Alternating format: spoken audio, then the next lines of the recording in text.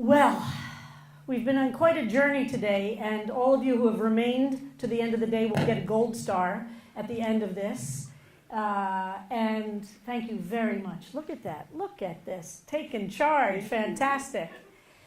And I told some people at the break that some people, when they heard that I was coming to a seminar on exploring anti-Semitism and how to resist it in the middle of the 10 days of repentance between Rosh Hashanah and Yom Kippur, sounded like it could be an anti-Semitic thing to do to a congregational rabbi. But if Syed asks me to do something, I would do it, even if it were 15 minutes before Yom Kippur. And the relationship that I have with him and the shared vision we have about the world, even though there are differences between us, is something I deeply value. And we don't have enough of it in the world. And I can't talk about all of those issues today, but I'm going to get to some of them. I'm very happy to meet you, Michael, and to see the partnership that the two of you are developing here at Swarthmore about creating different kinds of containers in which to have conversations that can go a little bit deeper than a headline. So I appreciate everybody hanging in. I have to say this is not an easy role to have because I came here with a talk that I imagined I could give, and furiously through the day I'm throwing out things that have already been covered, and I want to respond to some things that have been mentioned. So I'm going to try and do a bit of a hodgepodge, and I beg you to follow along with me a little bit on this journey, and hopefully we'll be able to have some time for conversation. But the truth is, this is all part of a very big conversation that's happening in the world today. First of all, I want to point out that I'm not an academic, and I don't really even consider myself an intellectual. I consider myself a student. And it's always, as a student, I'm grateful to be able to have academics and teachers like those we heard from today, from whom I could steal all your research and use it in ways to teach what I have to teach. So I'm very grateful for that. I also want to point out that I'm not only an activist, although activism is important in my life, but I'm actually in charge of an institution in which 1,000 people try to find meaning day in and day out, and most of them don't agree about a lot of things. So I think one of the things that I have to offer the conversation today is not just academic questions, which I value deeply, and the research that's generated by the Academy, nor is it just about activism where we work only with those we already agree with and try to affect those we don't agree with. In a synagogue that's functioning at the best level, and I hope CBST is a representative of that, we have people who have deep disagreements among us, very notably on Israel-Palestine and on a range of issues. And I want to take some of what I've learned being the rabbi there for 26 years to talk about the issues about anti-Semitism and how to resist it. Today, which I'm going to dive into a few different directions to get there. But the first thing I want to really make clear is that when I came to CBST, it was very right-wing on everything related to Israel and Palestine. And while I know that's not the topic for today, I'm going to be referring to some things that I think can describe how one can move a community into deeper engagement and what I think some of the problems that prevent that. So, first of all, I want to quote a rabbi who gave maybe the most famous rabbinic speech that nobody knows about, because he happened to give the speech at the 1963 March on Washington, immediately following Dr. King. Immediately preceding Dr. King. So how to have a speech never be remembered? Give your speech before Dr. King at the 1963 March on Washington. But his speech is really significant, and I teach it all the time in all different kinds of ways, so I'm going to offer a piece of it to you today. The rabbi was Rabbi Dr. Joachim Prinz, who had been the rabbi of the major synagogue in Berlin in the 1930s. He came as a refugee to the United States, and then was for many years the rabbi of a very large synagogue in Newark, New Jersey. He became very engaged in civil rights, and as part of his identity as a civil rights activist and intellectual and Jewish thought that he obviously drew upon his experience in Nazi Germany. But I want to read a piece of this speech because it's significant, I think, for today. As Jews, and it's worth reading the whole thing, which is very brief, which is also an amazing thing for rabbis to read, how a brief speech can actually say something important. I have not learned how to do that. But one of the things he says is, as Jews, we bring to this great demonstration, in which thousands of us proudly participate, a twofold experience, one of the spirit and one of history. In other words, what Rabbi Prince was saying, there are two reasons that Jews care about being present at this moment of civil rights. One is theology. We believe we are fulfilling our Jewish identity, our relationship with God, by being in this moment. God demands it of us. We are demanded to act in ways that are ethical and just and right in the world. And secondly, one of history. We will know what it's like to be oppressed. Therefore, we want to be engaged in movements that will eliminate or mitigate the experience of those who are oppressed. He goes on to say, when I was the rabbi of the Jewish community in Berlin under the Hitler regime, I learned many things. The most important thing that I learned under those tragic circumstances was that bigotry and hatred are not the most urgent problem. The most urgent, the most disgraceful, the most shameful, and the most tragic problem is silence. He concluded his talk. A great people which had created a great civilization had become a nation of silent onlookers. They remained silent in the face of hate, in the face of brutality, in the face of mass murder. America must not become a nation of onlookers. Immediately after the election of Donald Trump on that Tuesday of 2016, CBST, we had a gathering the next night, kind of a shiva. We felt like it was shiva. We set it up where we recited Psalms and people could stand up and speak. And it went on for several hours. There was no agenda other than giving room for people to speak. Then that Friday, and people spoke, and many of the older lesbians and older gay men in particular spoke about their fear and anxiety that everything that they had fought for in creating an America in which they could be respected and live lives of full dignity was now threatened. I woke up on Friday morning of that week, and I thought to myself, as vulnerable as I feel as a Jew, and I felt vulnerable as a Jew that week, as vulnerable as I feel as a lesbian, and I felt really vulnerable as a lesbian that week, I thought to myself, how does a Muslim American feel that the United States has just elected a president whose opening speech for his candidacy, how he announced that he was going to run for president of the United States, was an anti-Muslim tirade. And I tried to think, what would that feel like? I was very aware of my own feelings of vulnerability, but I tried really hard to think, what does that feel like? I called up a few of the other, our clergy team, and Randy came with me, and I said, you know what, let's go to the mosque that I have a relationship with for many years of working with the imam there, and let's just go with a bunch of signs and stand out in front of the mosque and say, Jewish New Yorkers support our Muslim neighbors. And let's bring roses. I didn't know you should de-thorn the roses. That I learned. You're supposed to, when you buy roses, you're supposed to take the thorns off. I didn't know that. Okay, so we bought 100 long stem roses, and we stood in front of the mosque. Juma prayers, of course, is Friday afternoon, so we got there before the prayers begin. And thousands of worshipers are coming to prayer because this is now the first communal prayer time since Trump was elected on that Tuesday.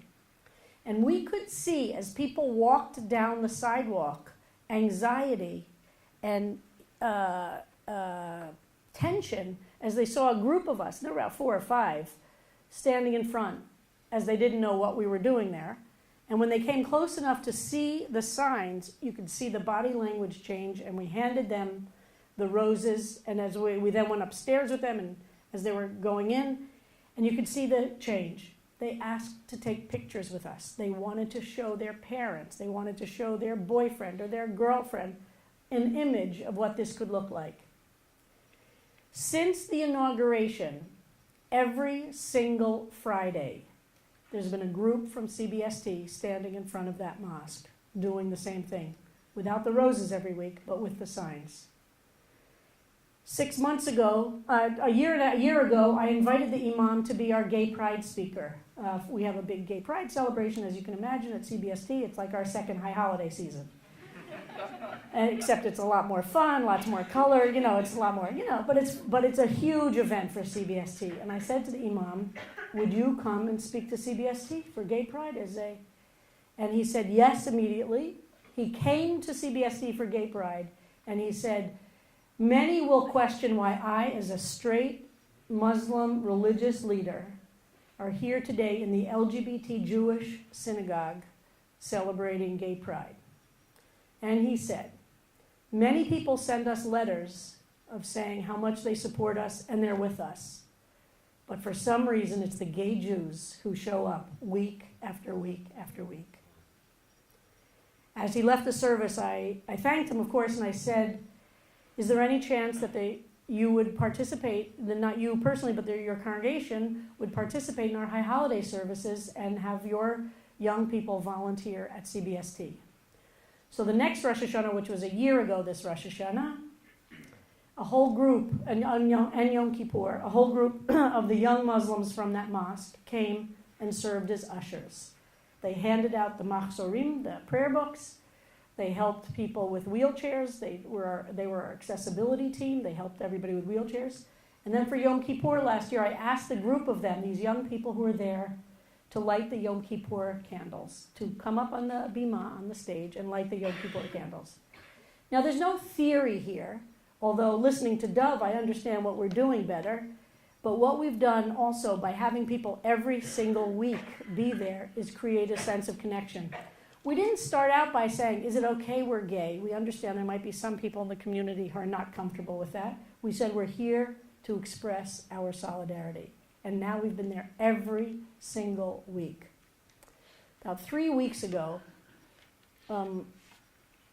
actually after the Muslim ban was passed, we went back with 180 good Jewish number red roses to hand out the week after the Supreme Court decision, which I guess was the end of June. So at the very end of June we did that. And a young man came up to me and he said he knew we were going to be here. It was the week after that Supreme Court decision. And he had in his hand a bundle of sunflowers to give to all of us. And we had this bundle of roses to give to him. So he took the rose from us, and then he sent us a photograph later that day where he went home and his wife took one of the roses and one of the sunflowers and has them on their mantelpiece with their family photographs to always remember the other story. Breaking the narratives of hate is essential.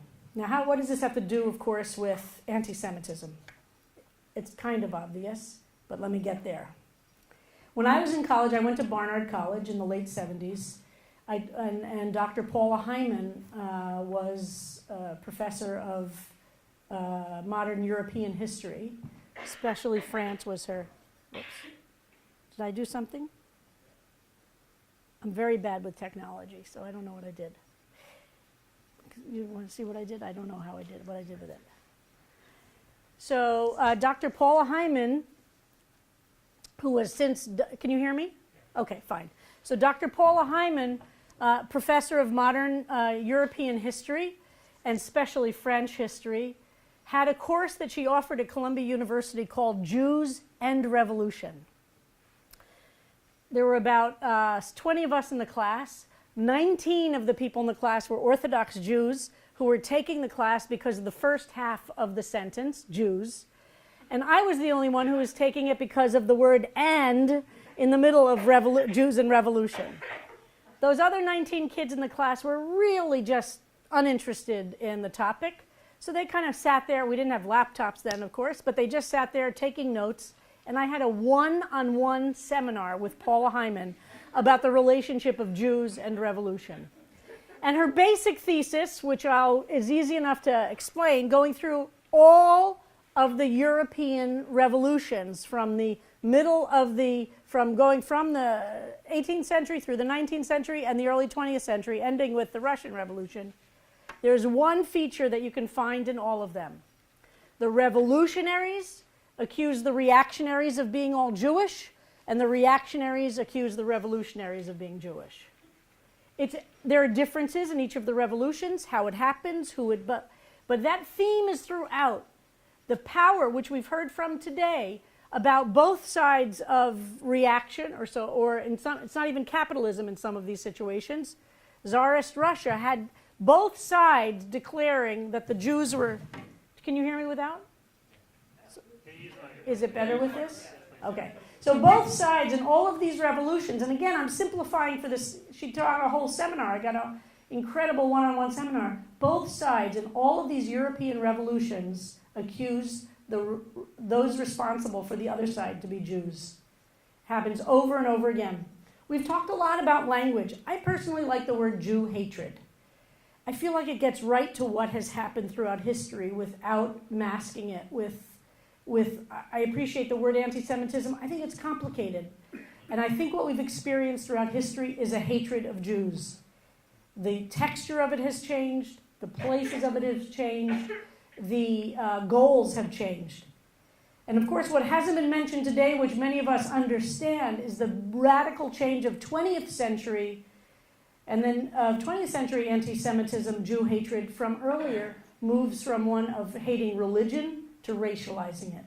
That transformation is what we're living with today. That it's impossible for Jews to get out of being the object of hatred in the ways one could in, for instance, Spain and Portugal for the Inquisition. So I was born in 1959. I grew up in 1960s suburban Jewish America. Let me paint a few facts or picture from that time. I went to Hebrew school 3 days a week at a conservative synagogue's Hebrew school, and pretty much we were told in every possible way all the time the reason to be Jewish was because of the Holocaust and the state of Israel, and then by the late 60s we added on the oppression of Jews in the former Soviet Union. So it became a three-pronged chair, but for most of my life as a kid, it was all about the Holocaust and the state of Israel. Not a big surprise that for many of us of my generation, we got sick of hearing about the Holocaust. We got sick of the right wing manipulating the Holocaust for what became almost crass political agendas. It became an industry that for many of us, and I think for many in the room today, we remember those times where we just felt like, oh my God, don't tell me to be Jewish again because of Auschwitz. Don't tell me again. And we started to smell that there was a right-wing agenda to that focus. I don't think it's a big surprise to us. And a very famous Holocaust scholar had a great line, some of you might remember, there's no business like Shoah business. That there was a whole industry that was benefiting from the Shoah, the Holocaust, the Hebrew word for the Holocaust, in a way that was cynical maybe, or manipulative. And it was covering over the real problem in American Jewish life, which was that American Jewish life was insipid. It was empty. It lacked content. Exactly what you were talking about, even from your perspective. There was no reason for people to feel positively about Jewish unless you could say you have to be Jewish because of the anti-Semites. I think that's an experience a lot of us felt in the 60s and in the 70s, and some of us even remember in the 60s, there was a whole student movement that actually had a sit-in at a General Assembly gathering in Boston, demanding the General Assembly, which is of American Jewish Federations, that they start funding Jewish education in America so that we could be educating people why Judaism is a good thing. Why be Jewish? What does it mean to be Jewish? It's the whole time of the Chavarat Shalom movement and the Jewish catalog. And that takeover of the GA in 1969 resulted in an organization called CAGE, which I've now forgot, Coalition for Alternatives in Jewish Education, which was starting to say we need to have positive reasons to be Jewish, not just responding to anti-Semitism.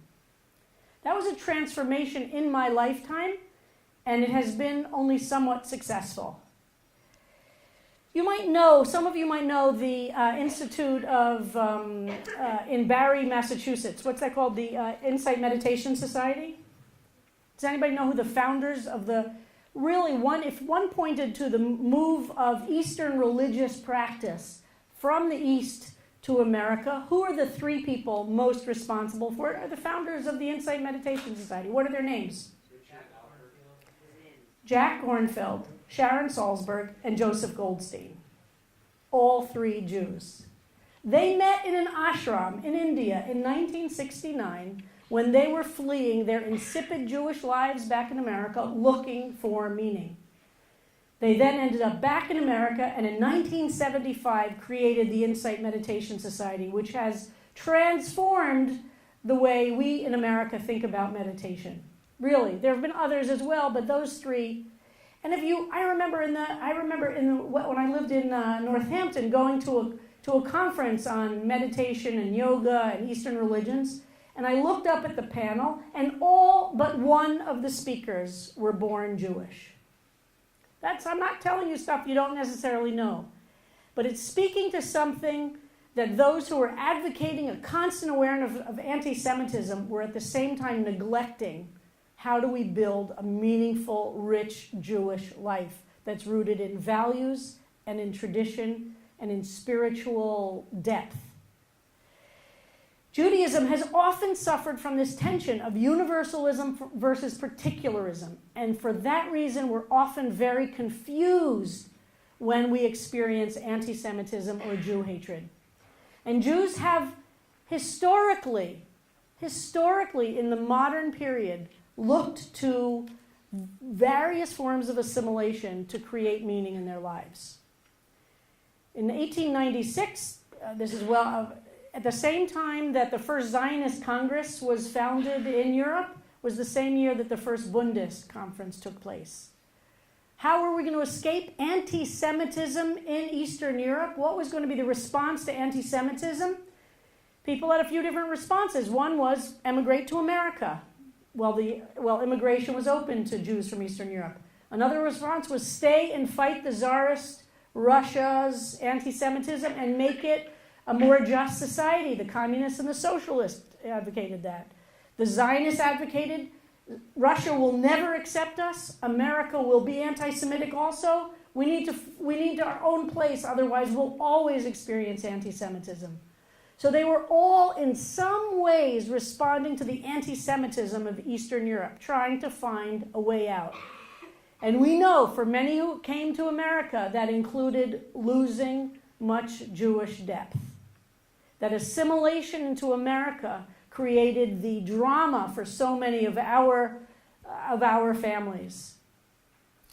So there are some who say, another great example of this tension between universal and particularism, does everybody here know what Esperanto is, the language Esperanto, which was to be the universal language that if we could all speak one language, we would all live in peace. The problem was we couldn't communicate. So let's have a universal language that we can all communicate and there won't be war anymore. Of course, it was an Eastern European Jew, a Yiddish-speaking Jew who created Esperanto, Zamenhof, and his whole idea was that Esperanto was going to replace the world with we would no longer have our particular languages, we would have a universal language. This, I believe, is a disease at the core of Jewish life, that somehow by blending in, we will be safe. This has been a disease in all different times and places, which I don't have time to go through the ways it comes out in different ways. But I'm saying there's one thing to talk about the anti-Semitism that comes from outside and the Jew hatred that comes from the outside, which has historically existed in different ways and in different strengths, obviously. But we have to ask other questions, I think, which is, when have Jewish communities been strong in their resistance to that Jew hatred and anti-Semitism? And when have they not been strong? By strong, I don't mean physical strength. And here's something I want to say to explore a little bit what Ed mentioned in his introduction to me. I embrace deep principles of pacifism as a core part of my life as a Jew, as an American, as a woman, as a lesbian, for a lot of different reasons. But a fundamental part of it is that pacifism has taught me, and my study of Gandhian theory has taught me, that destroying the enemy will not solve any problem. That we must in some way find ways to be in contact, to be engaged with, to be in conversation with, even those with whom we deeply disagree. Now, there will always be a core, I believe, of those who will be, you take your pick of which category of hatred they will embody. Always. The question is, how large a fertile ground will those ideas of hate have to take place? How fertile will the ground be? So this is where I know I have some disagreements with some of my closest friends on the left, and where I find myself deeply engaged, and it has a lot of resonance for the issues of anti-Semitism. I came out in 1977. In 1977, there was not a single rabbi in America. There was not a single synagogue in America. There was not a single Jewish institution in America. There was not a single national Jewish organization that said anything positive about being gay. Not a single one. The most positive thing that was on the record in Jewish life since the book of Leviticus was in 1965, the Reform Movement's women's organization passed a resolution calling for the decriminalization of homosexuality. That was the best we had on record when I came out.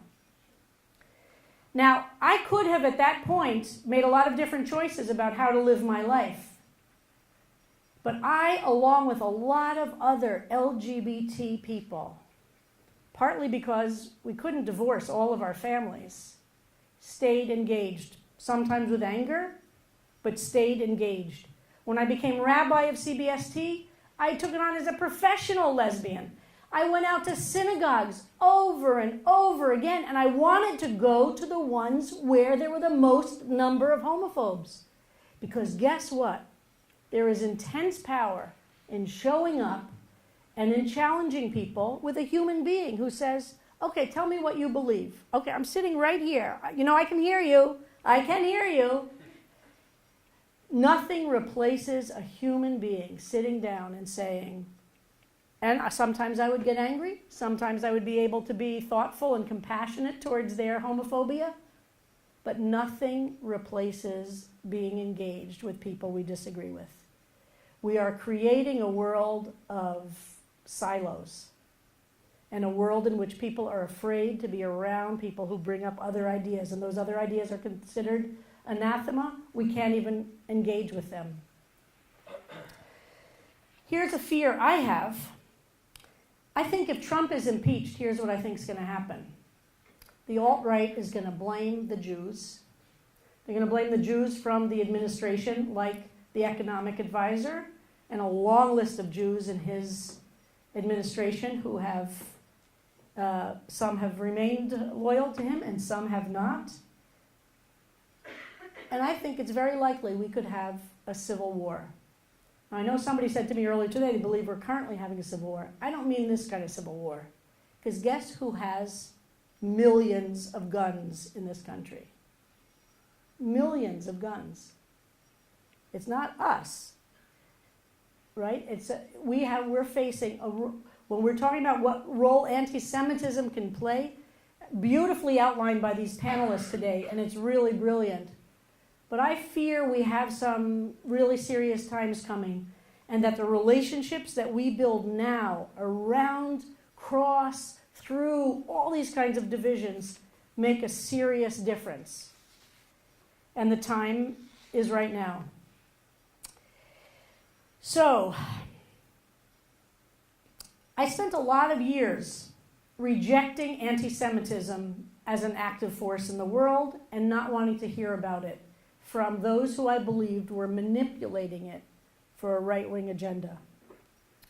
I spent a lot of time seeing those voices in Israel who would insist on any act in Israel would cast Palestinians as the new Nazis, and therefore the response had to be somehow different than the way the Jews responded in Europe, out of this terrible fear.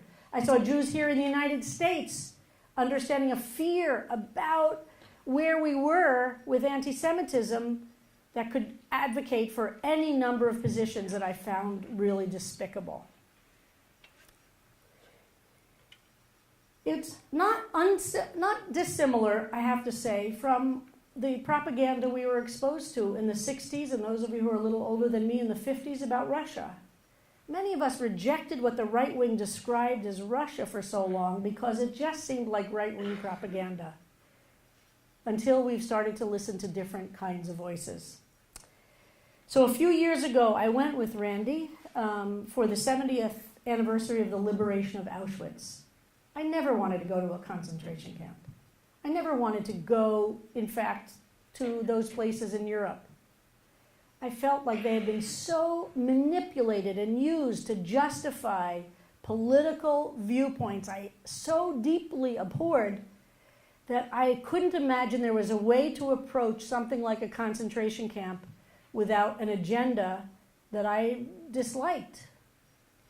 But because Randy had to go for work reasons, I went with her. And I have to say, it's transformed me and has taught me something really deep. And that's why I feel like I'm making up a little bit for my poo-pooing anti-Semitism and Jew hatred, and why I think it's good for me to be here thinking about these issues today. You know, just because right-wing people with whom I disagree say some things doesn't mean they're all wrong.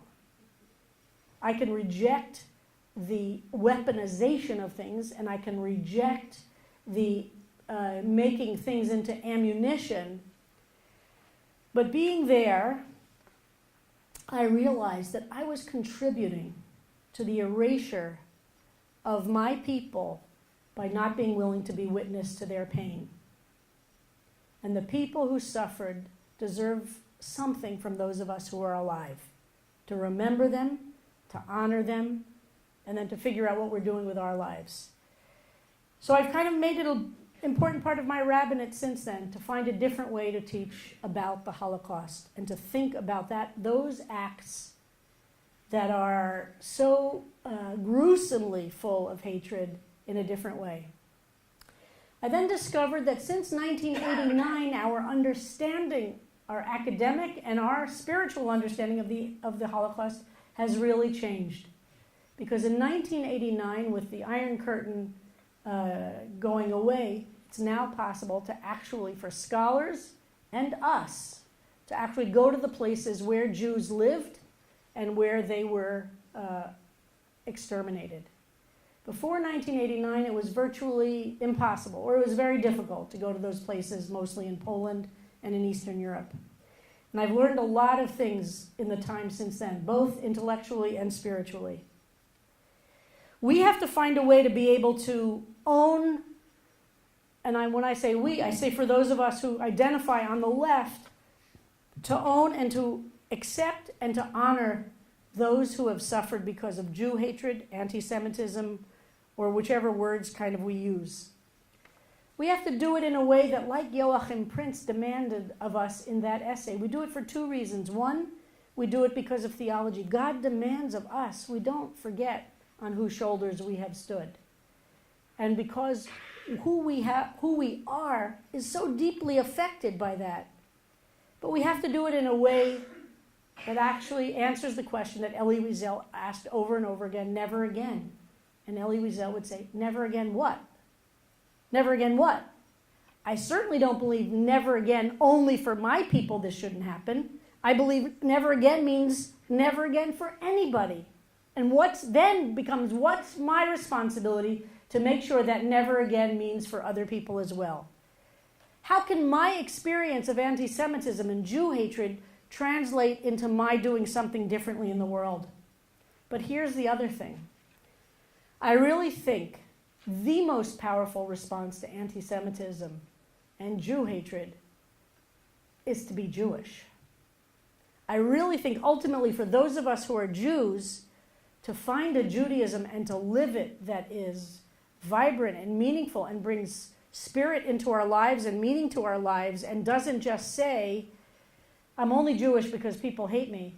Because what we've discovered is whenever Jews have lived in countries in which we are not constantly oppressed, like the 70 years in the United States up until this current time where we don't know where it will be. More people have left Judaism. Millions have left Judaism within American society. So what I'm saying is that there has to be a internal, and by that I mean the Jewish people have to do some internal work about what we're doing to create a Judaism that makes those who are not suffering from anti-Semitism want to remain Jewish. And then part of our living Judaism is exactly what Dov described this morning. And that's what I've been trying to do at CBST. To say we will create the relationships that will ultimately be making us safer when we push ourselves out of the comfort zone and into a place where we're learning and being with another community. And it can be as simple as what started with what we have, which was showing up every Friday at Juma with those signs. It then got extended from that once a month. After every Friday night service, we've had a conversation or a class or a lecture on some aspect of Islam. And then it developed from that, our becoming every night volunteers at their Ramadan iftar, at this particular mosque's iftar. And after that, it became engaging them, the people from that congregation and our congregation. We do upstander training. How do we each stand up for each other on the subways of New York when women who wear scarves? 1 out of 4 in New York City in the last, however many months it is, 18 months since Trump's been elected, 1 out of 4 have experienced harassment or being shoved on the New York City subway platforms since the election. That's 1 out of 4. That's this is New York City.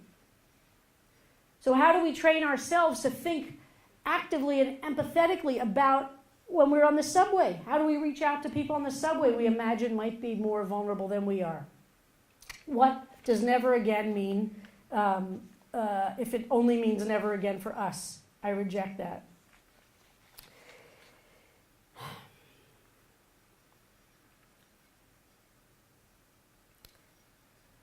Last week there was an article in the paper that described a book being written about this white supremacist who was the godson of David Duke. I don't know if anybody else saw this article. He's the godson of David Duke. His father is a white supremacist and very active in the movement. He was raised that way, and he went to, I think, University of Florida a few years ago. When he was on campus there, he realized he was in the minority, and if anybody knew what his political identity was, he was shunned, so he stopped telling people. But he made friends with an Orthodox Jew on campus who, despite knowing that this guy was a white supremacist, invited him to Shabbat dinner, week after week after week. Amazing. This is a white supremacist. We're not talking about a country club anti-Semite or a racist, a white supremacist. Engaged him in conversations.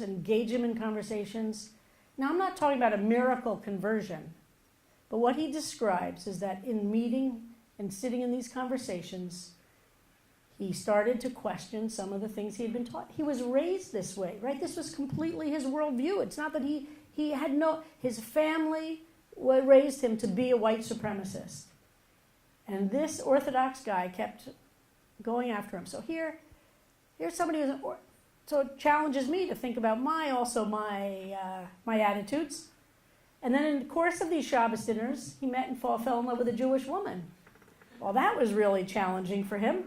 And she really pushed him hard. And it's an amazing story. Needless to say, this one has a happy ending. He rejects the anti-Semitism, the white supremacy, and he has now become a public speaker about his youth, his family's rejection of him now. It's a challenge for all of us, both inside the academy and in our synagogue communities, in our friendship groups, in our social clubs. How do we do exactly what Dov said this morning? Engage in the really difficult conversations. We are not going to melt by having hard conversations. And we need support in learning how to do them, perhaps. But I say this also within our communities. And I'll end with this, and then we'll open it up to conversation. I've been really aware that in our left world that I live in and am proud of, it's very difficult as a Jew to be anything but a non-Zionist or an anti-Zionist. And I identify as a progressive Zionist. And I refuse to allow the right wing in the Zionist world to steal that away from me. And that's what has been the pressure that exists on all of us who care about being pro-Palestinian, pro-Israeli, and pro-peace and justice for everyone. How to create a space where that conversation is even possible. We will enter these times ahead of us with great challenges. Bearing witness, remembering that we have shoulders on which we stand, which are propelling us. Knowing that I believe this most deeply, if we are alive at this moment in human history, which, as several of the panelists said, there's very little optimism from those speakers today, but some amount of hope. If we're alive, I believe it's because each of us has a reason to be here. Each of us has something to offer in our lives that will change these narratives of hate. When we talk about resisting anti-Semitism, therefore, I see it as these multiple ways. One, I think the most powerful way for a Jew to resist anti-Semitism is to be more Jewish. That doesn't mean be more Orthodox, by the way, for those who don't know my language. It has nothing to do with orthodoxy. It has to do with being deeply Jewish and claiming it and learning about it and living it. And secondly, it means really engaging with those around us with whom we might really disagree. And for that, I really learned from my partner, Randy Weingarten, who is constantly under attack from any number of kinds of people. And I watch her stay engaged through hard conversations, sometimes screaming, and sometimes moving places along. But there is no way we will not achieve anything by disengaging with those with whom we disagree. I don't mean putting ourselves at physical risk. There are obviously limits. And then thirdly, I think it means really building the connections with those in the most close circles. So I'll end with this story. When I was at RRC, I entered the Reconstructionist Rabbinical College in 1985, when a policy had just been passed saying there would be no discrimination on the basis of sexual orientation. But the school had no concept of what it would mean to actually be a place of liberation, or even, it's hard to imagine, but RRC was not a very good place to be a gay person then. And what I did is I created a committee of 6 people, 3 students and 3 faculty and administration, who I thought could influence things. And I said, let's meet for a year without a political agenda and without any publicity and without the pressure to create a program. Let's meet for a year. And I included people who were anti-gay, people who were pro-gay, people didn't know what they thought. And I said, let's talk for a year in these private conversations where there's no publicity about it, and we don't have to create a program to address this question. What's the obstacle for RRC to become a safe place for LGBT or lesbian and gay students? And let's promise that anything can be said. Nobody will be punished for saying things that are not politically correct. And let's see where we are at the end of the year. That model I used at CBST around Israel-Palestine. I created a committee with 6 people on the committee that ranged from right-wing Zionist to anti-Zionist. And I said to these 6 people, I want you to sit together for a year. Don't create a program. Just be in conversation. How can we at CBST engage around issues of Israel and Palestine and not destroy each other? In these environments in which people are not under the pressure of publicity or of creating the perfect program or making and writing public statements, I believe in the human spirit to actually move an agenda forward. And it's not easy to do. But here's what I say. Be strong, have hope, take courage. In these days of awe, as a Jew, I say, I believe the heavens are opened up to all of us who are really exposing ourselves with honesty and with authenticity, and asking, how can we move the world forward? How can we be part of creating a world in which anti-Semitism is only a historical note, and the possibilities that Jews are part of the liberation of all peoples is what we expect of us. So Shabbat Shalom, everybody. And let's open it up for some questions. How are we doing on time?